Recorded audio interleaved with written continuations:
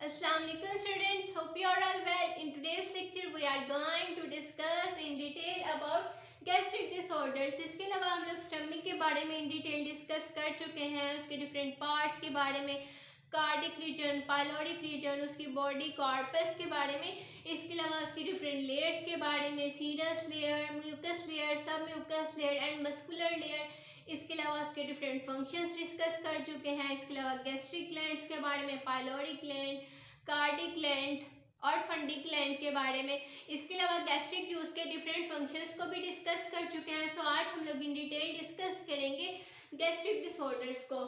Gastric secretion is affected by following disorder. Gastric secretion जो हमारे stomach जो होता है वो गैस्ट्रिक ग्लैंड्स जो होते हैं वो सक्रीट कर रहे होते हैं, वो डिफरेंट डिसऑर्डर्स की वजह से अफेक्ट हो जाती हैं। तो आज उन डिसऑर्डर्स को हम लोग देख लेते हैं। सबसे पहले हमारे पास आ रहा है gastritis. It is the inflammation of gastric mucosa. Gastric mucosa जो हमारी है उसकी इन्फ्लेमेशन होगी तो उसे कहा जाएगा गैस्ट्राइटिस। अब ये जो इन्फ्लेमेशन है वो दो तरह की हो सकती है, एक वो जिसमें हमारा होल स्टमक अफेक्ट होगा और एक उसमें जिसमें हमारा स्टमक का सिर्फ कुछ पार्ट अफेक्ट होगा, कुछ पार्ट में ही सिर्फ इन्फ्लेमेशन होगी।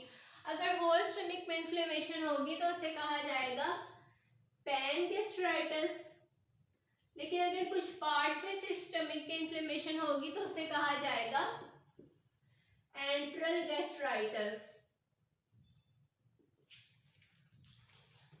इट कैन बी एक्यूट और क्रोनिक। अब जो गैस्ट्राइटिस है ये एक्यूट भी हो सकता है और क्रोनिक भी हो सकता है। एक्यूट स्टेज में क्या होता है, जो हमारी गैस्ट्रिक म्यूकोसा है उसकी सिर्फ सुपरफिशियल लाइनिंग को अफेक्ट हो रहा होता है, सिर्फ सुपरफिशियल लाइनिंग में ही इन्फ्लेमेशन हो रही होती है।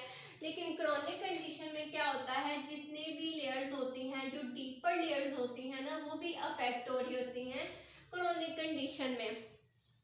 इसके अलावा जो क्रोनिक कंडीशन में क्या होता है, जो हमारा गैस्ट्रिक म्यूकोसा है उसकी एट्रोफी हो जाती है। एट्रोफी क्या होता है, इसमें जो हमारा सेल का साइज है वो भी डिक्रीज कर जाता है। इसके अलावा जो सेल नंबर हैं वो भी डिक्रीज कर जाते हैं। अब जब सेल का साइज भी कम हो रहा है, सेल के जो नंबर है वो भी कम हो रहा है, सेल का काउंट भी कम हो रहा है, तो इसकी वजह से जो ऑर्गन है वो श्रिंक कर जाएगा, उस ऑर्गन की एट्रोफी हो जाएगी। तो क्रोनिक कंडीशन में क्या होता है, जो हमारा गैस्ट्रिक म्यूकोसा है उसकी एट्रोफी हो जाती है, वो श्रिंक कर जाता है। अब जब गैस्ट्रिक म्यूकोसा श्रिंक कर देगा तो हमारे जो ग्लैंड्स होते हैं उसमें जो वो डिफरेंट टाइप्स ऑफ सेल के बने होते हैं, जो हमने प्रीवियस लेक्चर में डिस्कस किया था, जैसे कि चीफ सेल हो गए, पराइटस सेल्स हो गए, पेप्सिनोजन सेल्स हो गए, तो इन सेल के काउंट में भी डिक्रीज आ जाएगा। इन सेल के काउंट में डिक्रीज आएगा तो हमारी जो गैस्ट्रिक सिक्रीशंस हैं, जो गैस्ट्रिक जूस है उस वो भी डिक्रीज होगा, उसकी जो सिक्रीशन है वो भी कम हो जाएगी।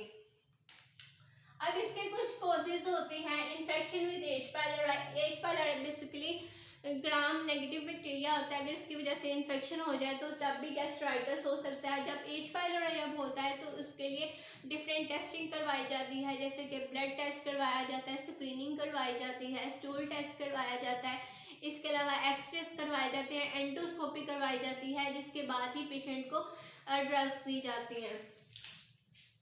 Access consumption of alcohol. Alcohol बहुत ज़्यादा इंटेक करेंगे उसकी वजह से भी गैस्ट्राइटिस हो सकता है।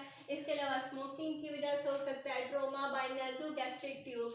अब नेज़ोगैस्ट्रिक ट्यूब्स बेसिकली किस वजह से लगाई जाती हैं, अगर इंटेस्टाइनल में कोई ब्लॉकेज आ रही है तो उसको ठीक करने के लिए भी नेज़ोगैस्ट्रिक ट्यूब्स लगाई जा सकती हैं। इसके अलावा फूड को इंटेक करवाने के लिए भी नेज़ोगैस्ट्रिक ट्यूब्स लगाई जा सकती हैं। अब इसकी वजह से ट्रोमा किस तरह से हो सकता है, ये हमारी स्टमक की लाइनिंग को अफेक्ट कर सकता है, उसमें इन्फ्लेमेशन कर सकता है, जिसकी वजह से गैस्ट्राइटिस कंडीशन डेवलप होने के चांसेस होते हैं।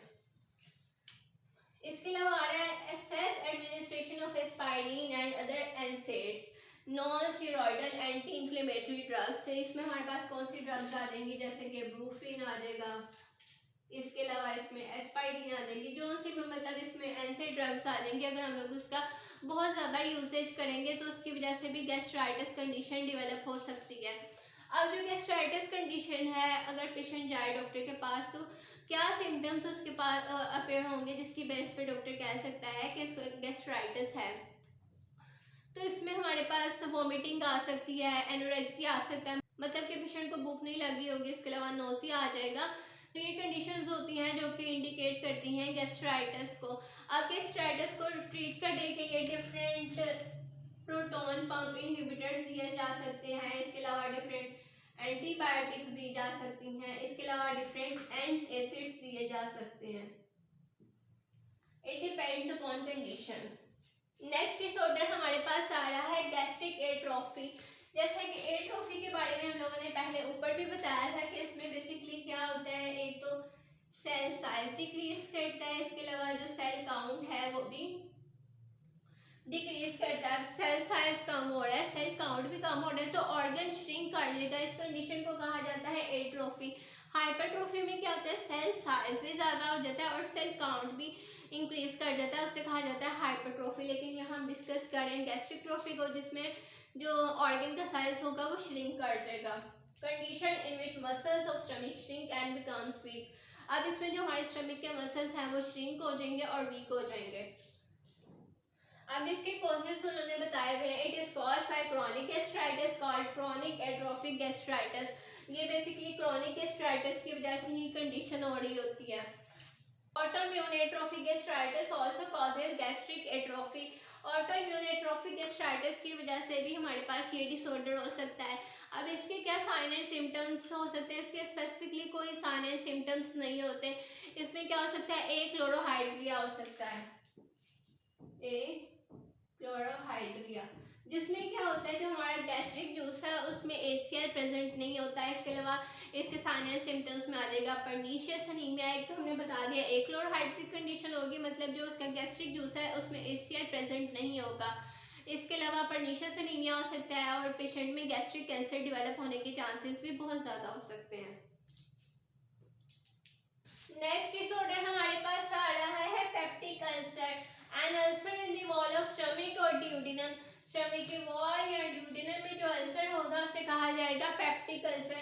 अब जो स्टमक में हमारे पास अगर पेप्टिक अल्सर आ रहा होगा तो उसे कहा जाएगा गैस्ट्रिक अल्सर। अगर ड्यूडिनम में हमारे पास पेप्टिक अल्सर आ रहा होगा तो उसे कहा जाएगा ड्यूडिनल अल्सर। अब इसके कुछ कॉजेज होते हैं। Hyper acidity of gastric juice. अगर हमारे गैस्ट्रिक जूस में बहुत ज़्यादा एसीएल है, उसकी एसिडिटी बहुत ज़्यादा है, तो उसकी वजह से भी पेप्टिक अल्सर हो सकता है, स्टमक में अल्सर हो सकता है। स्ट्रेस के और स्मोकिंग की वजह से भी हमारे पास पेप्टिक अल्सर आ सकता है। फूड विद एक्सेस स्पाइसेस, अगर हम लोग फूड में बहुत ज़्यादा स्पाइसेस इंटेक कर रहे हैं तो it will also lead towards peptic ulcer. इसके अलावा long term uses of NSAIDs की वजह से non steroidal anti inflammatory drugs अगर हम लोग बहुत ज़्यादा लेंगे, जैसे कि ब्रूफिन हो गया, इसके अलावा एस्पाइरिन या फिर इसके अलावा नेप्रोक्सिन, ये जो ड्रग्स है अगर हम लोग बहुत ज़्यादा अमाउंट पे लेंगे, एक्सेस यूज़ करेंगे इसकी वजह से भी हमारे स्टमक में अल्सर हो सकता है। इसके अलावा एच पाइलोराई की वजह से, इसके अलावा हमने डिस्कस किया था कि एच पाइलोराई हम लोग किस तरह से डायग्नोस करते हैं, डिफरेंट स्क्रीनिंग टेस्ट करवाते हैं, इसके अलावा स्टूल टेस्ट करवाते हैं, एक्सरेज करवाया जाता है, एंडोस्कोपी करवाई जाती है और उसके अकॉर्डिंग एच पाइलोराई को ट्रीट किया जाता है। इसके अलावा इंक्रीज पेप्टिक एक्टिविटी की वजह से भी पेप्टिक अल्सर हो सकता है। पेप्टिक एक्टिविटी किस तरह से इंक्रीज करती है, अगर पेप्सिन की बहुत ज़्यादा सिक्रीशन होगी, बहुत ज़्यादा प्रोडक्शन हो रही होगी तो पेप्सिन एक्टिविटी भी इंक्रीज हो जाएगी। अब पेप्टिक अल्सर के कुछ साइन एंड सिम्टम्स होते हैं, जैसे कि जो वॉमिटिंग कर रहे हैं उसमें ब्लड आ रहा होगा, साथ इसके अलावा वेट लॉस हो रहा होगा बहुत ज़्यादा, और इसके अलावा हार्ट बर्न हो रहा होगा। हार्ट बर्न बेसिकली किस तरह से होता है कि जो हमारा स्टमक में से एसिड होता है वो ट्रैवल कर जाता है टुवर्ड्स एसोफेगस, इसकी वजह से चेस्ट पेन होता है और हार्ट बर्न होता है। नेक्स्ट हमारे पास आ रहा है Zollinger Ellison syndrome. It is caused by secretion of excess HCl in stomach. हमारे स्टमक में एसीएल की बहुत ज़्यादा सिक्रीशन हो रही होगी, जिसकी वजह से एक सिंड्रोम होगा जिसे कहा जाएगा ज़ोलिंगर-एलिसन सिंड्रोम। अब इसके कॉजेज क्या होते हैं, it is mainly caused by tumour of pancreas. हमारे पेंक्रियाज में ट्यूमर बनता है जिसकी वजह से ज़ोलिंगर-एलिसन सिंड्रोम होता है। अब जो हमारे पास पेंक्रियाज में ट्यूमर्स होते हैं ना, ये बेसिकली गैस्ट्रिन की सेक्रेशन को इंक्रीज कर देते हैं। जब गैस्ट्रिन की सेक्रेशन इंक्रीज होगी तो ये स्टिमुलेट कर देंगे, इंक्रीज कर देंगे सेक्रेशन ऑफ पेराइटल सेल्स को। पेराइटल सेल्स से बेसिकली क्या करना होता है, इससे दो चीज़ों की सेक्रेशन करनी होती है, एक तो एसीएल की और एक इंट्रिंसिक फैक्टर की। जो इंट्रिंसिक फैक्टर है वो विटामिन B12 की एब्जॉर्प्शन के लिए होता है और इसके अलावा इसमें एसीएल की भी की सेक्रेशन करनी होती है।